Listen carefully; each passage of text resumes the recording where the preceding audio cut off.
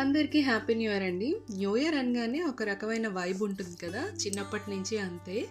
So, నిన్నైతే 31st night కొంచెం లేట్‌గా పడుకున్నాను. దానివల్ల మార్నింగ్ అయితే లేట్‌గా లేచాననమాట. లేచిన వెంటనే తల పగిలిపోతుందని ఒక కప్పు కాఫీ అయితే తీసుకున్నాను. దానివల్ల మంచి రిఫ్రెషింగ్‌గా అనిపిస్తుంది.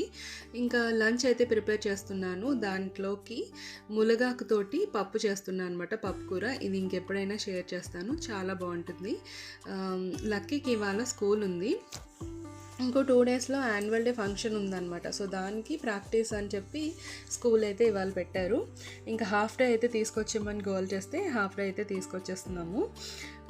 ఇంకా ఈవినింగ్ 4 అవుతుంది. అందరం కలిసి మంచిగా గుడికి వెళ్దామని రెడీ అయ్యాము. అలాగే ఫ్యామిలీ ఫ్రెండ్స్ ఉన్నారనమాట. సో వాళ్ళ ఇంటికి కూడా వెళ్తున్నాము.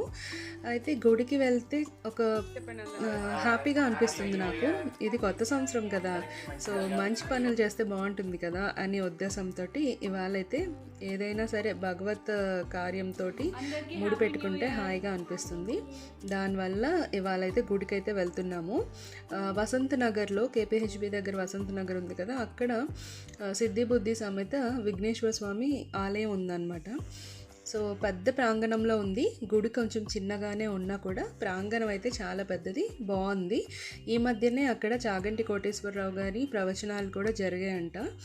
సో మంచిగా వెళ్ళి స్వామివారి బ్లెస్సింగ్స్ తీసుకుని దర్శనం చేసుకుని వచ్చేసాము. అక్కడ పులిహార ఇచ్చారు, సూపర్ ఉంది అసలు. ప్రసాదం అనగానే టేస్ట్ వచ్చేస్తుందేమో, ఎందుకంటే అందులో స్వామివారి అనుగ్రహం కూడా ఉంటుంది కదా, అందువల్ల ఏమో మరి కృపా కటాక్ష వీక్షణాలు ఉంటాయేమో. సో మంచిగా చాలా టేస్టీగా ఉందన్నమాట. అలా టైం స్పెండ్ చేసాము కొంచెం సేపు, భగవంతుని మంచిగా ప్రార్థించుకుని ఆ తర్వాత అయితే బయట డిన్నర్ తినేసి వద్దాము అని ఫిక్స్ అయ్యాము. సో వస్తూ వస్తూ ఉడిపి హోటల్ ఉంటే అక్కడ టిఫిన్ తినేసి వచ్చేసాము అనమాట. ఇంటికి వచ్చిన తర్వాత మళ్ళీ వంట పెంట అంటే కష్టం కదా. సో ఇలా జరిగిందండి మా న్యూ ఇయర్.